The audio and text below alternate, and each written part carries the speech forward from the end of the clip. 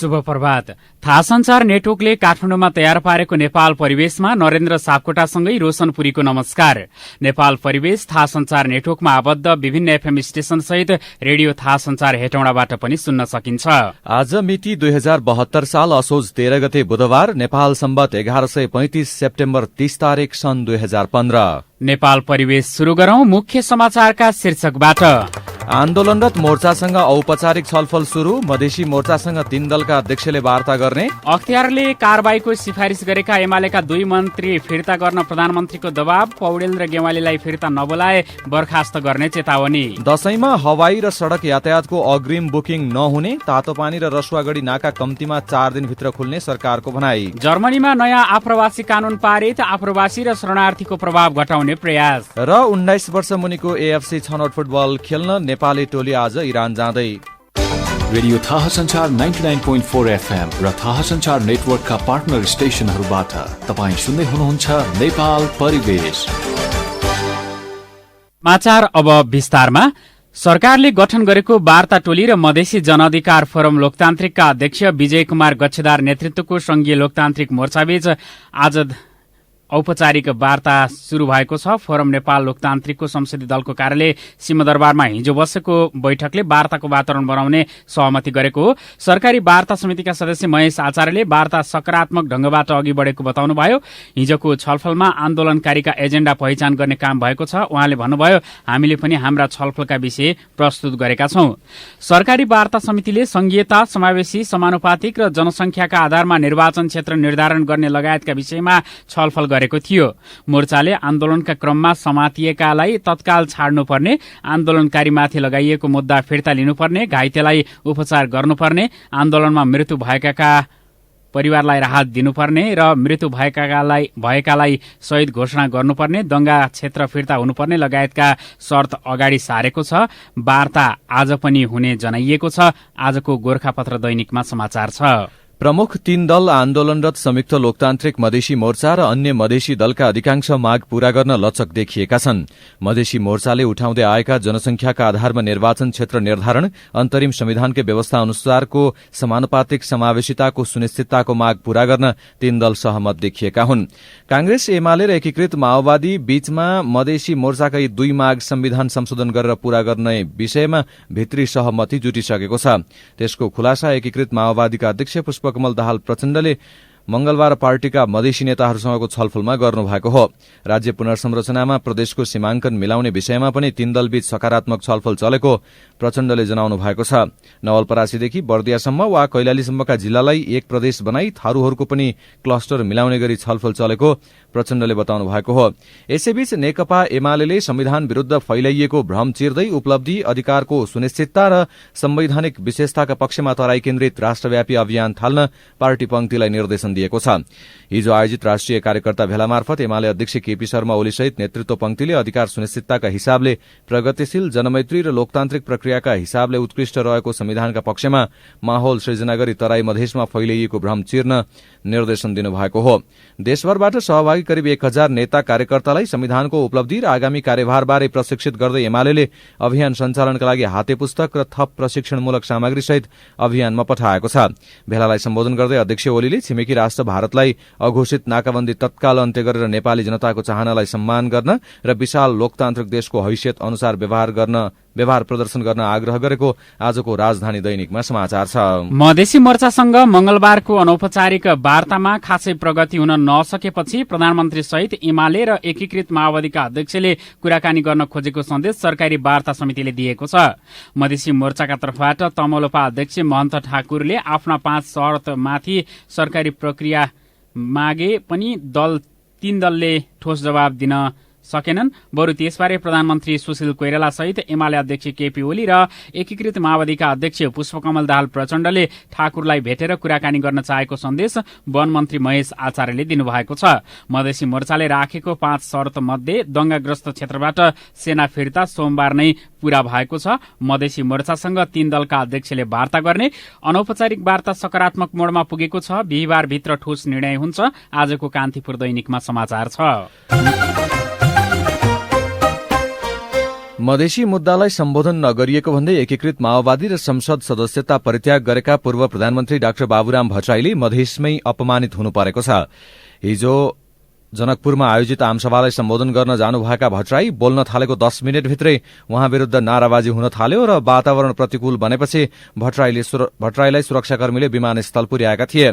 मधेसी युवाहरूले भट्टराईले सम्बोधन गर्न बनाइएको मञ्चमा आगो लगाइदिए र वरिष्ठ नेता रामचन्द्र झा लगायत उनका केही सहयोगीलाई हातपात समेत गरे। राजीनामाको चौथो दिन र पहिलो सार्वजनिक कार्यक्रममा भाग लिन जनकपुर पुग्नुभएका भट्टराईलाई आयोजकहरूले हिन्दीमा बोल्नुपर्ने र संविधानको प्रति जलाउनु पर्ने शर्त राखेका थिए। भट्टराईले हिन्दीमा बोले पनि संविधान जलाउन नमानेपछि उहाँ विरूद्ध नाराबाजी भएको र उहाँको मञ्चमा आगो लगाइएको थियो। बाबुराम मधेसमा अपमानित, आजको अन्नपूर्ण पोस्टमा समाचार छ। सभालाई सम्बोधन गरेर डाक्टर भट्टराई फर्किएपछि मञ्चमा आगजनी भएको छ। भट्टराईकै उपस्थितिमा नयाँ संविधान जलाउनु पर्ने माग गर्दै आएका युवाले आगजनी गरेका हुन्। त्यसअघि संविधान जलाउनु पर्ने अडान राखिएपछि सम्बोधन नै नगरी भट्टराई फर्किनु भएको थियो। पछि संविधान नजलाउने सहमतिपछि मात्र भट्टराई सम्बोधन गर्न पुग्नु भएको थियो। तर भट्टराई बाहिरिन लाग्दा फेरि नाराबाजी भयो। दुई पक्षबीच झण्डै 5 मिनट घम्साघम्सी भयो। आक्रोशित भीड़ले स्टेज तोडफोड गर्दै रामचन्द्र झा र रामकुमार शर्मामाथि आक्रमण गर्न खोज्यो। त्यसै क्रममा आक्रोशित युवाले स्टेजमा आगजनी गरे। डाक्टर भट्टराई काठमाडौँ फर्किन विमानस्थलतर्फ जाने क्रममा एयरपोर्ट चोकमा आन्दोलनकारीले अवरोध गरे। त्यस क्रममा प्रहरीले 5 सेल अश्रु ग्यास समेत प्रहार गरेर उनीहरूलाई तितर-बेतर पार्दै भट्टराईलाई विमानस्थलमा प्रवेश गराएको थियो। पूर्व प्रधानमन्त्री डाक्टर भट्टराईले नेपाललाई एकताबद्ध बनाइराख्न आफू हिमाल पहाड़ र मधेस जोड्ने पुल बन्न चाहेको बताउनु भएको नयाँ पत्रिका दैनिकमा समाचार छ। सीमावर्ती नाकाका भारतीय भन्सार अध्यागमन तथा सुरक्षा निकायले नेपाली भूभागमा असुरक्षा रहेको ढुवानीकर्ताले लैजान नमानेको र सुरक्षा जाँच पासको कडाईका 3 प्रमुख कारण देखाउँदै सबै नाकाबाट पारवहन तथा ढुवानीको नियमित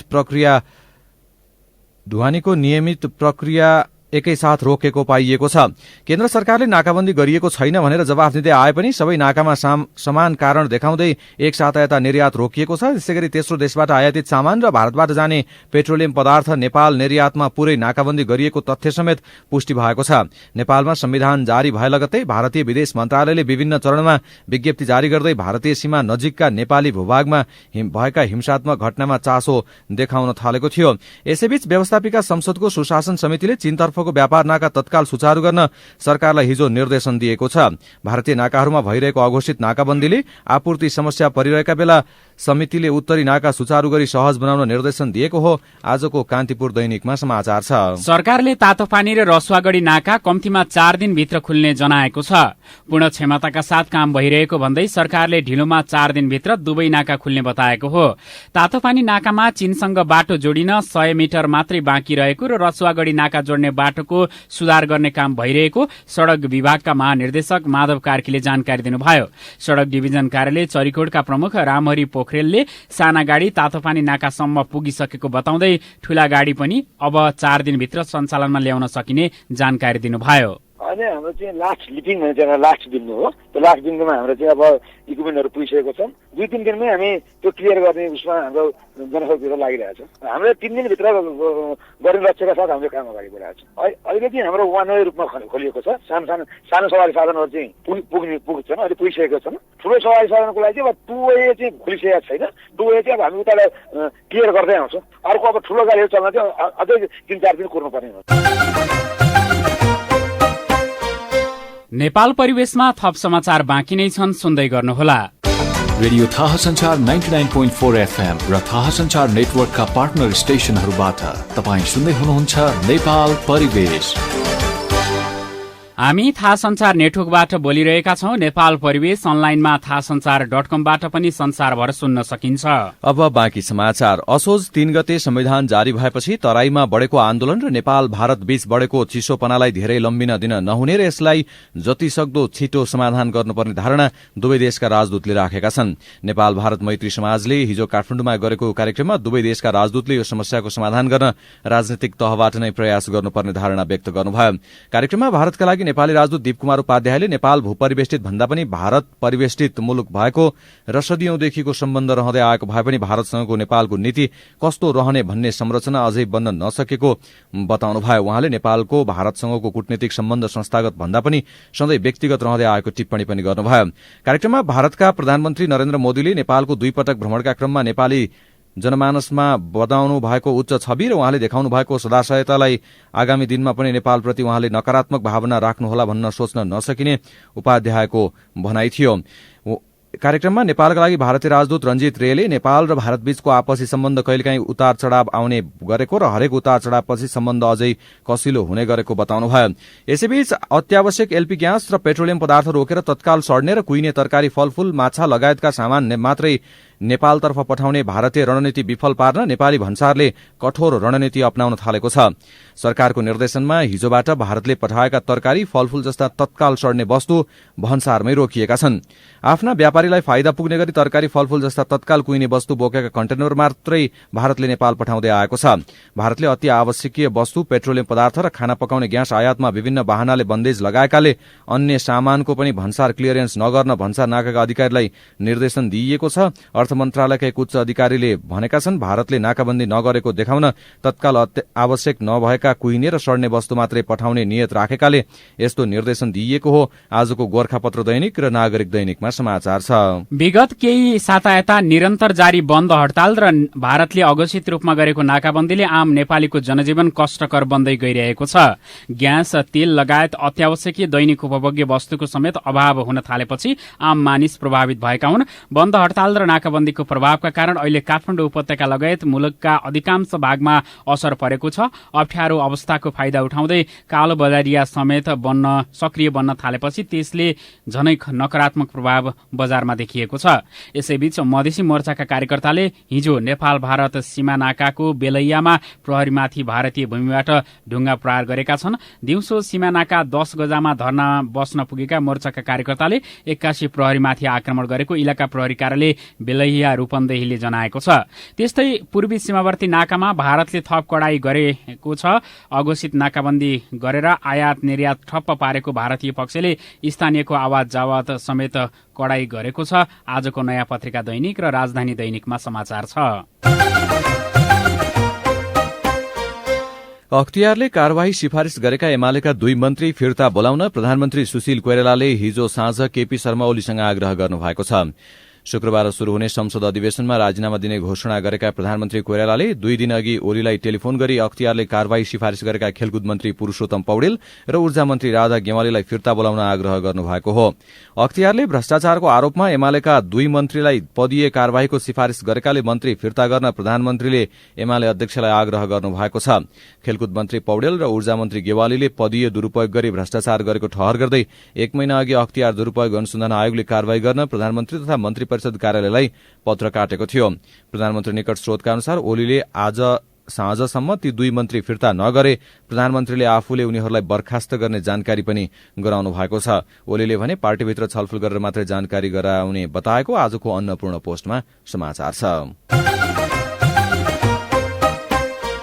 भारतको अघोषित नाकाबन्दीसँगै पेट्रोलियम पदार्थको अभाव र तराई क्षेत्रमा देखिएको लगातारको बन्दका कारण दशैंका लागि घर जानेहरूको अवस्था थप अन्यलपूर्ण बन्दै गइरहेको छ। दशैं आउन 13 दिन मात्र बाँकी हुँदा समस्या थप जटिल बन्दै गइरहेको छ। सरकारले लामो दूरीका सवारी साधनमा जोर बिजोर नलाग्ने बताए पनि स्टकमा रहेको पेट्रोलियम पदार्थ न्यून भएकाले समस्या जटिल बन्दै गएको व्यवसायीले बताएका छन्। गृह मन्त्रालयमा भएको छलफलमा पनि इन्धन अभाव र सुरक्षा अवस्थाका कारण बस सञ्चालन हुने अवस्था नरहेको बारे जानकारी गराएको नेपाल यातायात व्यवसायी राष्ट्रिय महासंघका महासचिव सरोज सिटौलाले बताउनुभयो। हरेक वर्ष दशैं आउनु 15-20 दिन अघिदेखि यात्रुको सुविधाका लागि यातायात व्यवसायीले अग्रिम टिकट बुकिङ गर्दै आइरहेका थिए। यसैबीच दशैं तथा तिहारमा दर्जनौं अतिरिक्त उडान गर्ने आन्तरिक एयरलाइन्स कम्पनीहरूले यस वर्ष नियमित उडान मात्रै गर्ने भएका छन्। आन्तरिक उडान भर्ने एयरलाइन्सहरूलाई तेल अभावका कारण चार्टर फ्लाइट नहुने भएको हो। इन्धन अभाव भएपछि नेपाल उडान भर्ने सबै अन्तर्राष्ट्रिय एयरलाइन्सलाई हिजोदेखि नै वैकल्पिक व्यवस्था गर्न भनिएको छ। नेपाल आयल निगमले आन्तरिक विमान कम्पनीका नियमित उडानका लागि मात्र दशैंसम्म हवाई इन्धन उपलब्ध गराउने जानकारी दिएको कारोबार दैनिकमा समाचार छ। सुन्ने क्षमता नभएका व्यक्तिलाई पनि चालक अनुमति पत्र दिलाउने प्रक्रिया शुरू भएको छ। सर्वोच्च अदालतले विक्रम सम्वत 2068 सालमै सामान्य ध्वनि संकेत सुन्न नसक्नेहरूलाई चालक अनुमति पत्र दिन सरकारलाई आदेश दिए पनि सवारी ऐन संशोधन प्रक्रिया बल्ल अघि बढ़ाइएको छ। टीकाराम तामाङको रिपोर्ट।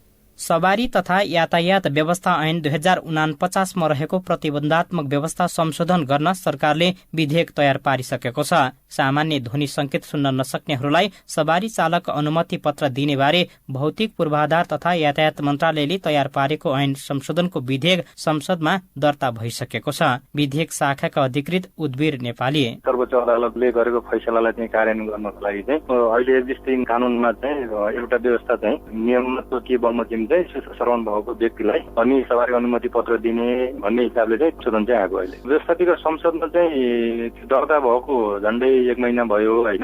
यो रूपान्तरित व्यवस्थापिका संसदको नयाँ अधिवेशन प्रारम्भ भइसकेपछि अगाडि चाहिँ बढ्ला भन्नु पर्यो। नेपालमा अहिले झण्डै 3 लाख बहिरापन भएका नागरिक छन्। उनीहरूले वर्षौंदेखि लाइसेन्स माग्दै आए पनि सरकारले दिएको छैन। त्यस्ता इच्छुक व्यक्तिलाई चालक अनुमति पत्र दिन सर्वोच्च अदालतले आदेश दिएको 4 वर्ष भइसक्यो, तर अहिले मात्रै त्यो कार्यान्वयनको प्रक्रियामा जान लागेको छ। नेपाल राष्ट्रिय अपाङ्ग महासंघले यसलाई सकारात्मक रूपमा लिएको छ। बहिरा व्यक्तिमा गाडी चलाउने क्षमतामा कुनै कमी नहुने बताउनुहुन्छ राष्ट्रिय अपाङ्ग महासंघका अध्यक्ष सुदर्शन सुवेदी। राष्ट्रिय अन्तर्राष्ट्रिय अनुभवलाई हेर्दाखेरि पनि बहिरा साथीहरूले चलाएको सवारी त्यति दुर्घटना भएको चाहिँ हामीले पाएका छैनौं। किन भन्दाखेरि कानले सुनेर होइन, आँखा चाहिँ तेजिलो हुनु पर्यो। आँखाको समस्या भएको हुनु भएन। सवारी चलाउने भनेको लुकिङ ग्लासलाई हेरेर हो। पछाडिबाट चाहिँ आएको छ कि छैन के छ भनेर पछाडिको गाडीहरूको चाहिँ गतिलाई हेरेर उसले बाटो काट्ने चलाउने गर्ने हो। कानले सुनेरै सबै आवाज गरेर चाहिँ होइन। ट्राफिक नियमको एउटा चाहिँ सिद्धान्त के हो भने संकेतको आधारमा अगाडि जाने हो। असोज 15 गतेका लागि व्यवस्थापिका संसदको हिउँदे अधिवेशन आह्वान भइसकेको छ। त्यो अधिवेशनको अवधिभित्र सवारी ऐन संशोधन सम्बन्धी विधेयक पास गराउने सरकारको तयारी छ। सरकारले कुन मापदण्डका आधारमा बहिरा नागरिकलाई लाइसेन्स बाँड्न लागेको छ त? विधेयक तयारीमा संलग्न भौतिक पूर्वाधार तथा यातायात व्यवस्था मन्त्रालयका पूर्व सचिव तुलसी प्रसाद सिटौला छुट्टै लेन अथवा छुट्टै पूर्वाधार बनाउनु त्यति आवश्यक देखिँदैन। यसमा गर्नुपर्ने भनेको चाहिँ श्रवण शक्ति नभएकाहरूले प्रयोग गर्ने गाडीको एउटा विशेष चिन्ह दिनु पर्यो। अनि त्यो चिन्ह देखेपछि अरू युजरहरूलाई अरू गाडीहरूलाई के जानकारी दिनु पर्यो भने यो गाडी चाहिँ श्रवण शक्ति नभएको मान्छेले चलाएको हो, त्यसकारण हर्न चाहिँ नबजाउनु होला, अन्य विकल्प प्रयोग गर्नु होला, यो विकल्प प्रयोग गर्नु होला भन्ने सम्मको व्यवस्था मिलाएपछि पुग्छ। धेरै त्यसमा गर्नु पर्दैन। वर्षौंको लडाईँपछि आफ्नो वर्गले लाइसेन्स पाउन लागेकोमा अपाङ्गता भएकाहरू खुसी छन्, तर सरकारले सीमित मापदण्ड लागू गरेमा स्वीकार नसक्ने उनीहरू बताउँछन्। फेरि राष्ट्रिय अपाङ्ग महासंघका अध्यक्ष सुदर्शन सुवेदी निश्चित क्षेत्र तोक्ने किसिमको चाहिँ प्रावधान ल्याउन खोजेको हामीले बुझिरहेछौँ। शहरी एरियाको यस्तो पहाडी एकदमै घुम्तीहरूमा जान नपाउने यस्ता किसिमका केही चाहिँ उनीहरूले त्यो ब्यारियरहरू लगाउन खोजिरहेछ। त्यो ब्यारियर लगाएर कानून आयो भने फेरि मानव अधिकारको चाहिँ हनन हुन्छ। हामी त्यसको विरुद्धमा फेरि सरकारलाई हामी च्यालेन्ज गर्छौँ, हामी कोर्टमा जान्छौँ। सवारी साधन आवश्यकता मात्रै होइन, सोखको विषय पनि बन्दै गएको छ। त्यसैले दुर्घटनाको जोखिम कम हुने गरी सरकारले काम गर्नुपर्छ। नेपाल परिवेशमा अन्तर्राष्ट्रिय खेलकुद सहित थप समाचार बाँकी नै छन्, सुन्दै गर्नुहोला। रेडियो थाहा संचार 99.4 FM र थाहा संचार नेटवर्कका पार्टनर स्टेशनहरूबाट तपाईँ सुन्दै हुनुहुन्छ नेपाल परिवेश। नेपाल परिवेशमा अब बाँकी समाचार। उग्र भीड़को आक्रमणमा परि 1 जना एसएसपी सहित 9 जनाको ज्यान जाने गरी भदौ 7 गते कैलालीको टिकापुरमा भएको घटनामाथि छानबिनका लागि गठित समितिले सशस्त्र प्रहरीका महानिरीक्षक कुशराज मन्तलाई मुख्य दोषी ठहर गरेको छ। राष्ट्रिय अनुसन्धान विभागका पूर्व प्रमुख देवीराम शर्माको नेतृत्वमा गठित 5 सदस्यीय समितिले आइजीपी पन्तको निषेधात्मक आदेशका कारण भीड़द्वारा बल प्रयोग भई प्रहरीका एसएसपी लक्ष्मण नेउपाने सहितको ज्यान खतरामा परेपछि पनि फिल्डमा भएका सशस्त्र प्रहरीले प्रतिकारात्मक कारबाही नगरेको र 9 जनाको ज्यान गएको ठहर गरेको अन्नपूर्ण पोस्टमा समाचार छ। जिल्ला प्रशासन कार्यालय काठमाडौँले जिल्लाभर बेवारिसी अवस्थामा रहेका सरकारी जग्गाको खोज तलास गर्न शुरू गरेको छ। यस्ता जग्गा संरक्षणका लागि खोज तलास थालिएको हो। वर्षौंदेखि बेवारिसी सरकारी जग्गाको संरक्षण हुन नसक्दा अतिक्रमणको शिकार भइरहेकाले त्यस्ता सरकारी जग्गाको खोज तलास गरी संरक्षण थालिएको प्रमुख जिल्ला अधिकारी एकनारायण अर्यालले बताउनुभयो। विभिन्न व्यक्ति तथा समूहले सरकारी जग्गा अतिक्रमण गरी बसोबास तथा प्रयोग गरेको पाइएपछि प्रशासनले अभियान शुरू गरेको हो। आजको नयाँ पत्रिका दैनिकमा समाचार छ। काठमाडौँ 16 खुट्टेका सुलभ श्रेष्ठले 3 दिन अघि मात्र 45,000 मा साइकल खरिद गर्नुभएको छ। तेल अभाव भएपछि अफिस जान आउन साइकल खरिद गरेका श्रेष्ठ भन्नुहुन्छ, अब तेल सहज नभए पनि कम्तीमा हप्ताको 3 दिन साइकल नै चढ्छु। भारतले गरेको अघोषित नाकाबन्दीका कारण पेट्रोलियम पदार्थको अभाव हुँदा कामकाजीहरू गाड़ी र मोटरसाइकल छाडेर साइकलतर्फ आकर्षित भएका नयाँ पत्रिका दैनिकमा समाचार छ। सरकार र आफूबीच भएको सम्झौता कार्यान्वयनको माग गर्दै विगत 12 दिनदेखि अनशन बसेका चिकित्सक डाक्टर गोविन्द केसीले हिजो अनशन स्थगित गर्नु भएको छ। संविधान घोषणापछि देशमा उत्पन्न असहज परिस्थितिले आफूलाई दुखी बनाएको भन्दै उहाँले अनशन स्थगित गर्नु भएको हो। उहाँले आफू अनशन बस्दा आफ्नो समर्थनमा हुने स्वास्थ्य संस्था बन्द तथा हड़तालले सर्वसाधारण नेपाली मारमा पर्न सक्ने भएकाले केही दिन अनशन स्थगित गरिएको जानकारी दिनुभयो। विगतमा सरकारले आफूसँग गरेका सहमति र माथेमा प्रतिवेदन कार्यान्वयन गर्नुपर्ने आफ्नो माग भने यथावत रहेको उहाँले प्रश्न पारेको आजको अन्नपूर्ण पोस्टमा समाचार छ। नेपालको अर्थतन्त्रमा महत्वपूर्ण योगदान पुर्याउँदै आएको क्षेत्र हो वैदेशिक रोजगार। मुलुकमा बढ्दो बेरोजगारीका कारण अवसर खोज्दै विदेशिनु नेपाली युवाको नियति नै बनेको छ। तर सुन्दर सपना बोकेर विदेशी भूमिमा श्रम खर्चिन पुग्ने उनीहरूले अवसर मात्र पाउँदैनन्, जोखिम पनि उत्तिकै झेलिरहेका छन्। वैदेशिक रोजगार प्रवर्धन बोर्डको पछिल्लो 7 वर्षको तथ्याङ्कले पनि वैदेशिक रोजगारी कति असुरक्षित भन्ने देखाउँछ। वैदेशिक रोजगारीमा पछिल्लो 7 वर्षमा 4,000 भन्दा बढ़ीले ज्यान गुमाएका आजको कारोबार दैनिकमा समाचार छ। अब अन्तर्राष्ट्रिय समाचार। जर्मनीको मन्त्री परिषदले बाल्कन क्षेत्रबाट आउने आप्रवासीको संख्या घटाउने उद्देश्यले नयाँ आप्रवासी कानून पारित गरेको छ। नयाँ कानूनले कोसोभो, मोन्टेनेग्रो र अल्बानियाबाट शरणको खोजीमा जर्मनी प्रवेश गर्न खोज्नेहरूलाई रोक्नेछ। तथापि यो कानून संसदबाट पारित हुन बाँकी नै छ। जर्मन सीमामा आप्रवासी र शरणार्थीको प्रवाह घटाउन जर्मन सरकारले यो महिनाको शुरूमा सीमा नियन्त्रणलाई कड़ा पारेको थियो। शरणार्थी सम्बन्धी राष्ट्रसंघीय निकायले यो वर्ष 5,14,000 भन्दा बढ़ीले भूमध्य सागर पार गरिसकेको बताएको छ। उनीहरूमध्ये अधिकांश ग्रीसबाट आएका हुन् भने यात्राका क्रममा करिब 3,000 को मृत्यु भएको छ। जर्मनी एक्लैले यो वर्षको अन्त्यसम्ममा 8 लाखदेखि 10 लाखसम्म आप्रवासी आफ्नो भूमिमा आउने अपेक्षा गरेको छ, जुन अघिल्लो वर्षभन्दा 4 गुणाले बढ़ी हो। शरण लिन आउनेमा अधिकांश सिरियाली भए पनि करिब 40% आवेदन कोसोभो, अल्बानिया र सर्बिया लगायतका पश्चिमी बाल्कन मुलुकका नागरिकले दिने गरेका छन्। आजको नयाँ पत्रिका दैनिकमा समाचार छ। अब खेल समाचार। गत महिना 19 वर्ष मुनिको च्याम्पियनशीपमा विजेता बनेको नेपाली युवा टोली नयाँ लक्ष्यका साथ बुधबार इरान जाँदैछ। युवा टोलीले असोज 15 देखि मासाज सिटीमा हुने एएफसी अन्डर 19 छनौटमा प्रतिस्पर्धा गर्नेछ। छनौट चरणको समूह ईमा नेपाल, इरान, कुवेत र जोर्डन रहेका छन्। असोज 15 मा इरानसँग खेल्ने नेपालले छनौट यात्रा शुरू गर्नेछ। विमल घरती मगरको कप्तानीमा नेपालले असोज 17 मा कुवेत र 2 दिनपछि जोर्डनको सामना गर्नेछ। टोलीका प्रशिक्षक बालगोपाल महर्जनले छनौट चरणमा राम्रो नतिजाको आश गर्न सकिने बताउनुहुन्छ। राष्ट्रिय लीगका कारण साफ च्याम्पियनशीप पछि 19 वर्ष मुनिको पूरै टोलीले एकै ठाउँ अभ्यास गर्न पाएको छैन। छनौट चरण पार गर्ने 16 टोलीले अर्को वर्ष बहराइनमा हुने एएफसी U19 च्याम्पियनशीपमा प्रतिस्पर्धा गर्नेछन्। नागरिक दैनिकमा समाचार छ। मेरीलेबोन क्रिकेट क्लब MCC नोभेम्बरमा नेपाल आउने भएको छ। विश्वकै पुरानो क्रिकेट क्लब तेस्रो पटक नेपाल आउन लागेको हो। यसअघि MCC सन् 2003 र 2009 मा नेपाल आएको थियो। त्यससँगै नेपालले विश्व क्रिकेटको मक्का मानिएको लर्ड्समा गएर खेल्ने भएको छ। नोभेम्बर 13 मा काठमाडौँ आउने MCCले नेपालमा 5 खेल खेल्नेछ। तर MCCको भ्रमण तय भइसकेको अवस्थामा अन्तर्राष्ट्रिय क्रिकेट परिषद ICCले विश्व क्रिकेट लीग च्याम्पियनशीपको खेल तालिका परिवर्तन गरेपछि ब्रिटिश टोलीले नेपालमा खेल्ने तालिकामा केही परिवर्तन हुन सक्ने नेपाल क्रिकेट संघ क्यानकी प्रमुख कार्यकारी भावना घिमिरेले बताउनुभयो। नेपाल र पपुवा न्युगिनी बीचको खेल यसअघि नोभेम्बर 28 र 30 मा काठमाडौँमा हुने तय थियो, तर ICCले सुरक्षाको प्रत्याभूति दिन नसकेको भन्दै सो खेल काठमाडौँबाट अबुधाबी सरिसकेको छ। आजको कान्तिपुर दैनिकमा समाचार छ।